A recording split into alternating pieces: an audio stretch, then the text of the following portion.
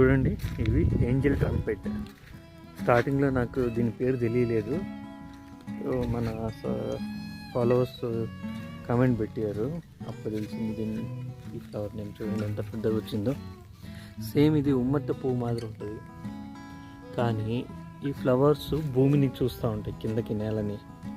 ఉమ్మెత్త పువ్వులు అయితే స్ట్రైట్గా ఆకాశాన్ని చూస్తూ ఉంటాయి. దానికి దీనికి అయితే మెయిన్ డిఫరెంట్ అది.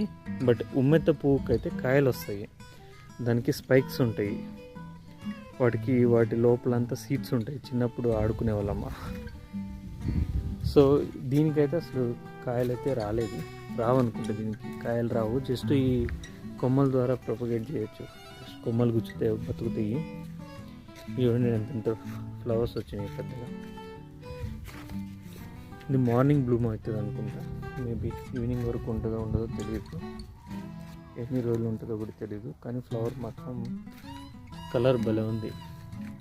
సో వైట్ మీద లైట్ ఆరెంజ్ కలర్ వచ్చింది. ఎంత పెద్దగా ఉందంటే మన అరిచేతి కంటే కూడా పెద్దగా. చూడండి, అరిచేతి కంటే కూడా ఎంత పెద్దగా ఉందో. చాలా పెద్దగా ఉంది ఇది ఫ్లవర్. అక్కడే కాదు, ఇక్కడ ఉంటుంది. దీనికైతే ఇంకా ఎక్కువ వచ్చింది ఫ్లవర్స్. ఎవరైనా ఫస్ట్ టైం ఈ మొక్క చూసుంటే కామెంట్ చేయండి, అంటే ఎవరికైనా తెలుసుంటే కూడా కామెంట్ చేయండి. ఈ నర్సరీలో కూడా దొరుకుతుంది ఇప్పుడు.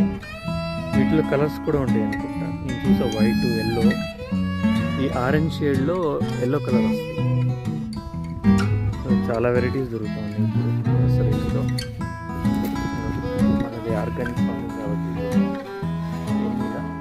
తప్పదు, ఇంకా ఇలా హోల్సేల్ ఇన్సెక్ట్స్ ఎక్కువ ఉంటాయి కాబట్టి మనం కూడా ఏం చేయలేం. సో ఆర్గానిక్ అన్నదానికి ఇదొక ఈజీగా మనం ఫైండ్ అవుట్ చేయడానికి. ఏ ఆకుకూరలకైనా కానీ కూరగాయలకైనా కానీ ఇలా ఉంటాయి. పురుగులు బట్టి ఉంటేనే అది ఆర్గానిక్.